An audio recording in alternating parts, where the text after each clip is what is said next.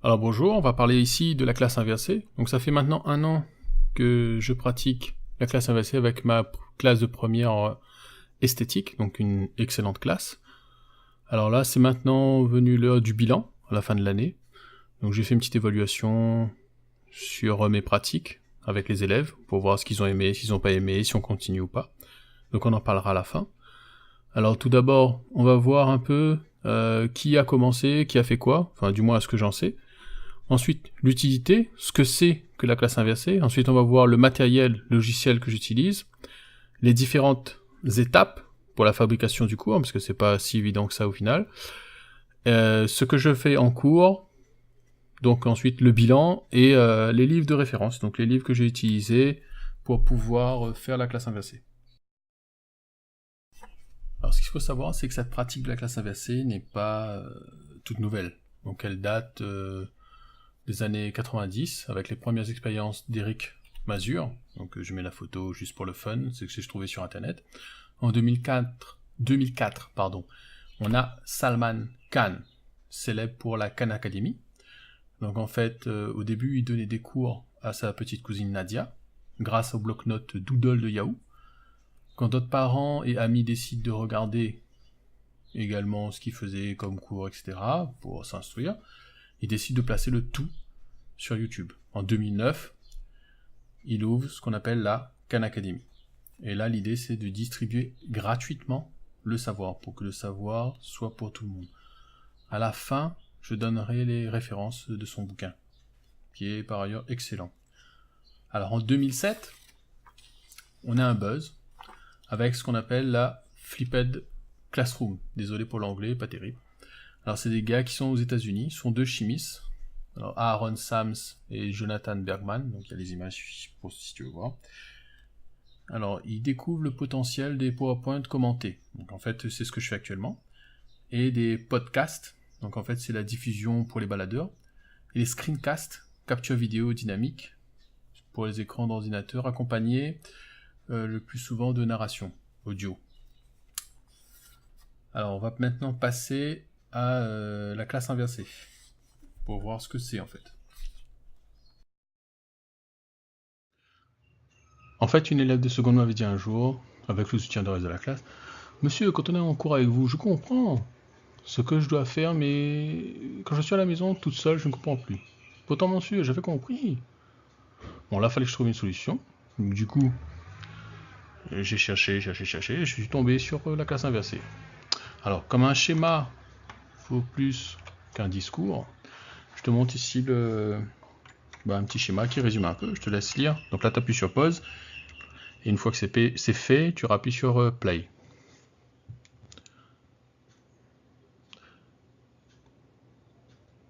Donc ici, comme tu vois, il y a deux modèles. Il y a le modèle traditionnel où les cours se font à l'école.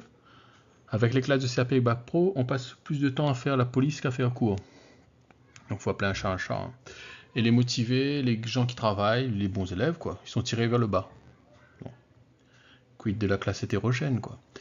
Alors une fois le cours qui a été vu, donc l'attention qui n'est pas au top, parce qu'on fait tout le temps la police, les élèves, ils vont rentrer chez eux.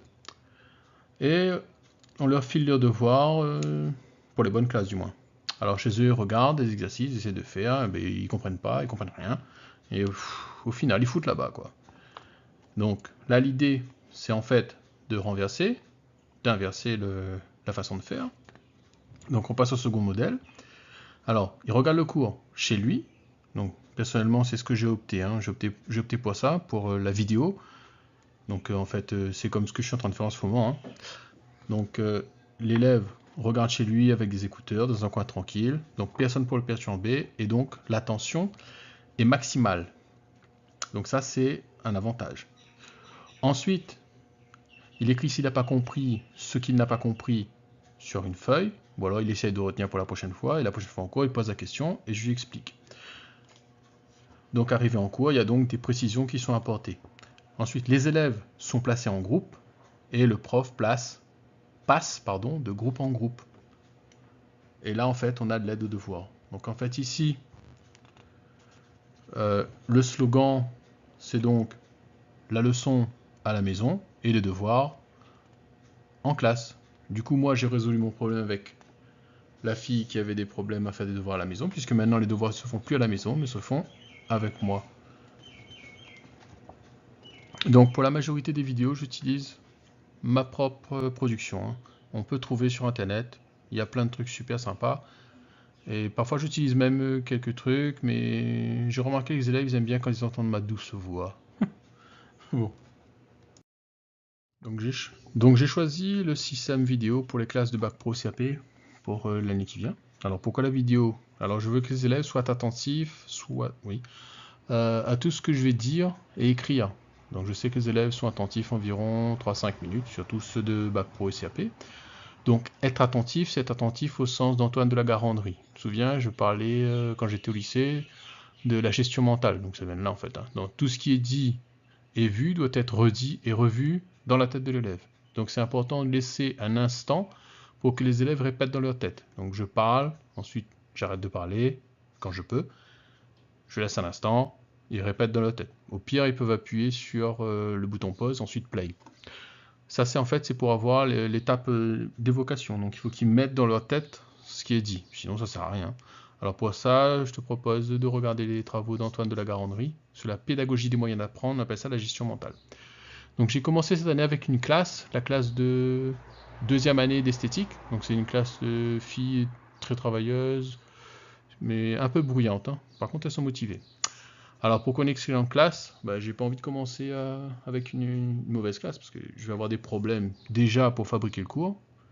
Donc si en plus, après, j'arrive pas à bien goupiller le tout, ça va pas aller quoi. Donc j'ai préféré prendre une bonne classe, comme ça, je suis sûr que si ça fonctionne pas, ça fonctionnera nulle part. Donc j'ai bien sûr reçu l'accord de l'inspectrice, donc Madame Mesola, et j'ai plein soutien du proviseur, donc Monsieur Bénard, du LEP quoi, de Disneyland. Donc pour ce qui est du matos qui va permettre de fabriquer le cours, donc j'utilise un ordinateur, donc c'est mon ordinateur de tous les jours quoi, mais assez puissant parce que sinon ça rame un peu. Hein. Ensuite j'ai une tablette graphique, donc là c'est une tablette qu'on utilise pour la retouche photo, mais là comme je fais de la retouche aussi, donc c'est bon, moi ça me dérange pas d'investir un peu pour ça, d'autant plus que ça me change la vie. Alors ensuite, j'utilise le micro, le Rode NT USB. Donc ça c'est un micro YouTuber. J'ai pris aussi le bras là. Ça permet d'éviter les vibrations et que ça s'entende dans le micro. Comme le micro il aspire un peu tous les sons ambiants, donc du coup je suis obligé de traiter le son, comme je t'ai dit. Et enfin, j'ai investi dans un hub USB. Donc ça par contre ça coûte pas grand chose. Ça permet de mettre plusieurs clés USB pour pouvoir donner aux élèves. Alors pour ce qui est des logiciels utilisés, je vais utiliser principalement PowerPoint pour fabriquer les cours. On peut utiliser aussi juste une caméra vidéo ou un téléphone ou je sais pas quoi pour enregistrer un cours au tableau, hein, c'est pas un problème. Pour nettoyer le bruit, j'utilise le logiciel Audacity, donc c'est gratuit, simple, efficace. Franchement c'est super simple. Voilà, si tu veux, je peux faire un tuto après. Hein. Alors pour l'adresse, c'est en dessous. Donc il suffit de télécharger, ensuite tu fais reconnaître ton micro et bim, c'est fini quoi. Donc maintenant on va parler des différentes étapes. La première étape, en fait, c'est quand je regarde le programme, donc ce qu'il y a à faire, donc on regarde ça dans le bulletin officiel. Bon, je m'attends pas là-dessus, de toute façon, tu fais ça systématiquement. Alors la première étape, la seconde étape, pardon.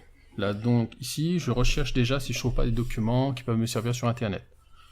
L'idée étant de perdre le moins de temps possible, de faire au plus simple. Hein. Alors, si je trouve pas, je me lance dans la production d'une vidéo qui devra durer entre 3 et 5 minutes. Bon, les classes un peu plus motivées, on peut aller jusqu'à 10-15 minutes. Enfin, par classe motivée, bonne classe, quoi. Après, il faut tester et voir qu'est-ce qui fonctionne et s'ils arrivent à tenir le rythme. Mais en général, 3-5 minutes, pas plus. Alors la première étape, la première phase, j'écris sur mon ordinateur. Donc ça c'est l'étape normale pour tous les profs, je pense, qui projettent au tableau. La deuxième, je prépare la feuille de ce que je vais dire. Donc ça c'est très important hein, pour moi, parce que parler seul devant un ordi, ça paraît vraiment bizarre, du moins au début. Maintenant on s'y habitue avec le temps. La troisième partie, donc là c'est l'étape où je fabrique mon PowerPoint, comme si j'allais le projeter en salle en fait. Donc grosso modo, je prépare les parties déjà écrites avec des graphiques, des tableaux ou des images que je commente. Et après, je prévois une page qui me permet d'écrire. Donc tu verras ça hein, dans mes vidéos. Hein. Alors, l'étape de mise en forme du cours, là où je prévois les chapitres, donc l'introduction. Donc je mets ce qu'on va voir en général, ce que les élèves doivent savoir à l'issue du cours. Donc je mets donc à ce moment précis l'élève en projet. Donc le projet important pour que l'élève sache où il va. Donc les chapitres, donc je dois écrire et commenter. Tant qu'à faire. Alors je laisse aussi du temps où je ne parle pas et où je n'écris pas, pour que les élèves puissent se dire et redire dans la tête, hein, et revoir aussi si nécessaire, toujours pour le geste d'attention. À la fin de la vidéo, je répète brièvement ce que j'ai dit avec un petit résumé, et je traite systématiquement avec Audacity. Dans cette vidéo-là, il y a 2 diapositives où j'ai pas traité avec Audacity, donc tu as dû sentir que le son avait légèrement changé, donc voilà, c'est pour ça aussi. Donc une fois que le cours est préparé, j'enregistre tout au format vidéo. Donc moi j'utilise PowerPoint 2016. Je sais pas si tu disposes de celui-là. Je sais pas si ceux d'avant ils font aussi, ou pareil. Alors la qualité sous laquelle j'enregistre est maximale. Donc la qualité est très importante. Autant on peut avoir une vidéo, enfin des images pas terribles, un bon son, mais avoir une bonne image et un son pourri, ça passe pas du tout. Les élèves vont décrocher direct. Donc faut faire attention sur la qualité de la vidéo. Hein.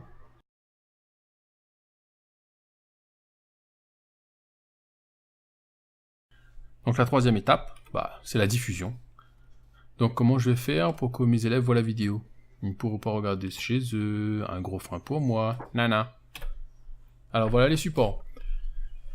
Donc j'ai un site internet, donc c'est une page perso. J'ai une chaîne YouTube que j'ai consacrée à ça. Je place les clés USB au CDI ou en salle informatique après les cours ou à l'internat, les élèves peuvent regarder. Alors pour ce qui est du CDI, en fait il y a des tablettes qui sont déjà au CDI, sur lesquelles j'ai déjà placé les vidéos. J'ai demandé au proviseur pour qu'il y ait des casques, pour qu'ils puissent s'écouter. Donc ils se branchent, et c'est simple, au CDI il y a aussi des ordinateurs. Et donc c'est aussi dessus, qui prennent par le réseau internet. Par le réseau local, pardon. Ensuite, j'ai ouvert un groupe sur Facebook, donc là où je place les vidéos, je mets des informations aussi. Donc les tablettes du lycée, j'ai déjà dit. Donc le lycée va commander pour l'année prochaine 24 tablettes, je crois. Donc il y en aura 6 pour moi, enfin pour la classe inversée, sur lesquelles je mettrai toutes les vidéos. Au pire, je mets sur toutes les tablettes, puis on verra après. J'utilise aussi les téléphones des élèves, donc les smartphones. Donc c'est tout le temps avec eux, donc autant en profiter. Le réseau du lycée, j'ai déjà dit, et il y a aussi les ordinateurs pop sur lesquels on peut installer. Voilà, donc en fait, il y a beaucoup d'endroits où on peut installer les trucs. Hein. Donc on peut utiliser aussi Dropbox, donc c'est un espace gratuit, c'est largement suffisant. Ou alors Google Drive. Bon, c'est pareil, espace un peu plus important, mais c'est toujours gratuit. Alors l'avantage avec ces logiciels-là, c'est qu'ils vont synchroniser directement les vidéos que tu vas mettre ou les différents trucs. Par contre, le problème, c'est qu'il faut que les élèves visent quoi. Bon, toujours pareil. Hein. Alors, pour ce qui est des vidéos, il y a toujours 1-2 qui regardent pas. D'accord, il peut y en avoir plus, ça doit dépendre des classes à mon avis, je sais pas, c'est que pour une classe pour l'instant. Donc pour cela, il faut ramener une tablette ou un ordinateur, et tu branches un casque dessus, tu donnes, ça dure 3-5 minutes, donc ça va vite, les élèves ils regardent, et ensuite hop, c'est parti. Donc, comment ça se passe en cours? Alors en fait, la première chose que je fais, c'est que je donne un document aux élèves. En fait, c'est un livret. J'ai filé ça en pièces jointes.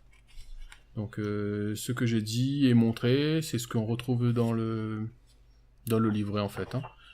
Avec un petit résumé de cours à apprendre, des exercices à faire, devoirs maison à rendre, noter.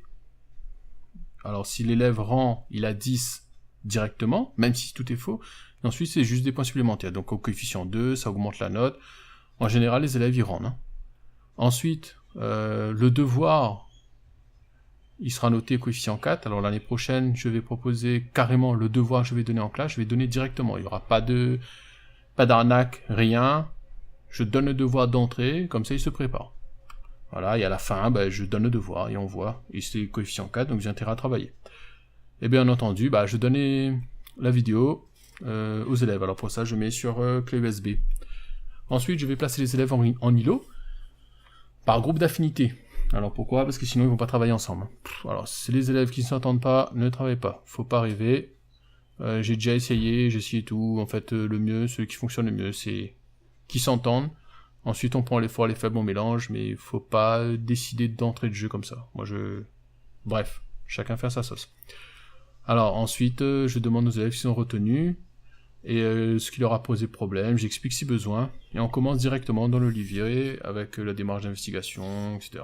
Bon, c'est pas obligé que ce soit une démarche d'investigation au début, des fois je fais des exos aussi.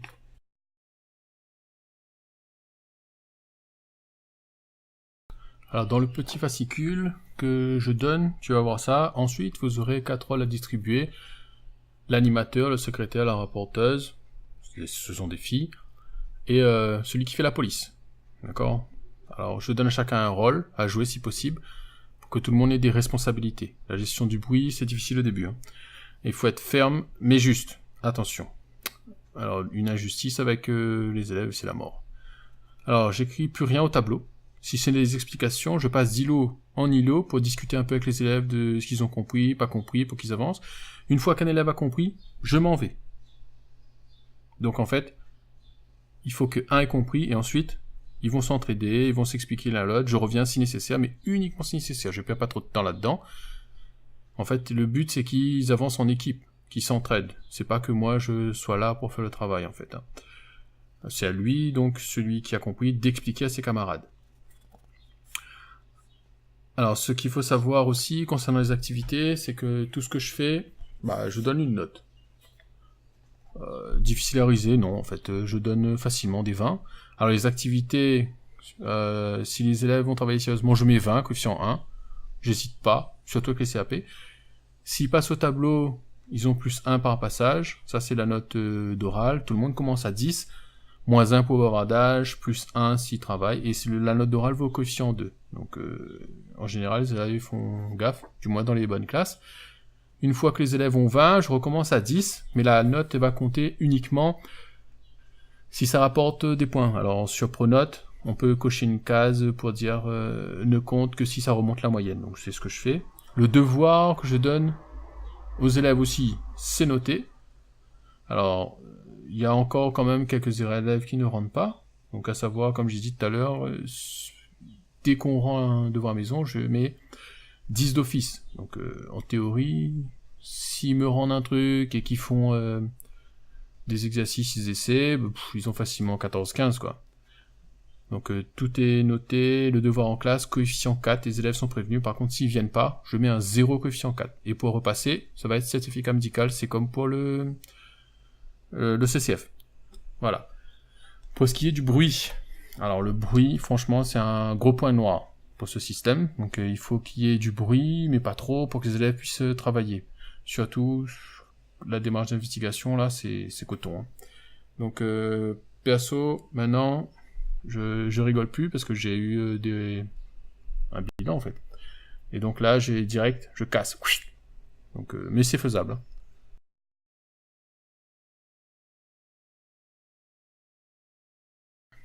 Alors, l'heure du bilan. Alors, en décembre, donc il y a quelques mois, j'ai fait une enquête. Alors, les points suivants sont ressentis. Alors, je passais trop de temps dans certains groupes. Donc, en fait, il y a des groupes qui se sentaient lésés. Les vidéos étaient parfois trop longues, alors que d'autres disaient il fallait faire des vidéos de taille suffisante, du moment qu'on comprend, pour bien comprendre, en fait. Donc, avoir entre 5 et 20 minutes, c'est acceptable. Il vaut faire des capsules de 5 minutes, quitte à faire 4 fois 5 minutes pour une vidéo de 20 minutes, bien séparer les parties de ce qu'on va voir, etc. À mon avis, ce sera mieux. Alors, les élèves aiment le principe de regarder les vidéos chez eux. Ils sont tranquilles dans leur bulle, donc ça convient très bien. Sauf pour une élève, là, il faudrait que je vois comment je peux faire que pour elle, parce que elle a des petits problèmes. Mais... Bref. faut que j'essaye de résoudre. Alors, de nombreux élèves n'avaient pas très bien compris le principe. Donc, en fait, il va falloir que je reprenne bien avec les nouveaux élèves, bien vérifier qu'ils ont compris comment ça se passe. Donc, je pense que je vais leur donner carrément une petite vidéo pour regarder. Alors, j'ai expérimenté ça pendant 1 an. Donc, la façon de travailler. Alors, je vais généraliser dans toutes mes classes l'année prochaine. Donc, je vais passer à la version 2.0 pour la prochaine première. En fait, l'idée, ça va être, je vais donner 3-4 chapitres, d'accord, et avec les dossiers, comme celui que je t'ai donné là.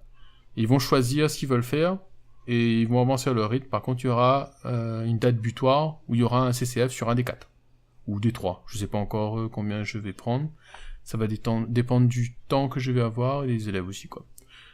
Donc, pour les élèves que j'ai eu cette année, je demandais si elles voulaient continuer. Donc, ils ont dit « Ah oui, monsieur, on veut continuer !» Bon, à part 1 ou 2 qui accrochent pas. Alors, Alors, on me voit pas sur les vidéos. Alors, ça, c'est normal. C'est pour ne pas perturber les élèves. Alors, si les élèves me voient, un jour, je suis coiffé d'une façon, l'autre côté, j'ai un t-shirt rose, ou un t-shirt bleu, ils vont dire « Ah, machin !» Et donc, ça va déconcentrer les élèves. Le but de la vidéo, c'est que le geste d'attention soit maximal. Donc il faut qu'il n'y ait rien qui perturbe l'attention de l'élève. C'est pour ça, on ne me voit pas. À la limite, on voit mon écriture. Donc comme tu peux voir, je ne sais pas si tu as regardé encore comment ça se passe. Mais c'est tout ce qu'ils verront. Donc pour ce qui est de la classe inversée, pour les livres, donc j'ai celui-là, la classe inversée de Lebrun, Marcel Lebrun. On trouve aussi sur lui des vidéos sur YouTube, très intéressantes, un peu longues, mais bon, c'est des conférences, donc à toi de voir. Donc ça, c'est chez... Ensuite, les Bergman et Sams, donc ils ont sorti 2 bouquins. Le premier à gauche, la classe inversée, donc ça c'est celle dont on a besoin au début. Ensuite, c'est l'apprentissage inversé, donc ça c'est la suite. Très intéressant, et franchement, au top. C'est là-dedans que j'ai tiré quelques trucs d'ailleurs.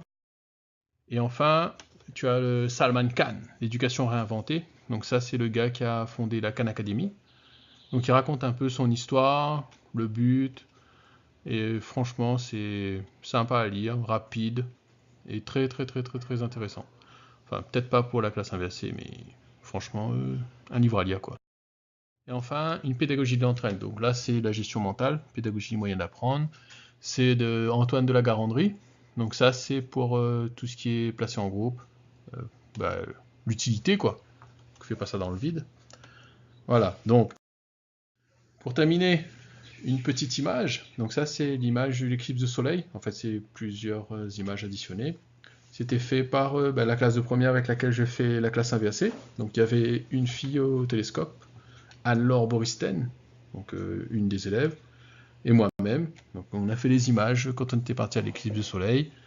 Et puis j'ai pris ça comme étendard, on va dire. Donc si tu as besoin de plus d'informations, de tutos sur comment faire, ou si tu veux même, je peux venir chez toi pour te montrer. Ou tu peux venir chez moi, après pour voir le matériel en vrai, parce que là je t'ai montré des images. Bah tu hésites pas. Donc mon téléphone, tu connais normalement. Donc je te mettrai dans le mail. Pas là-dessus parce que je vais placer ça sur internet pour toi aussi. Bon, à bientôt. Salut.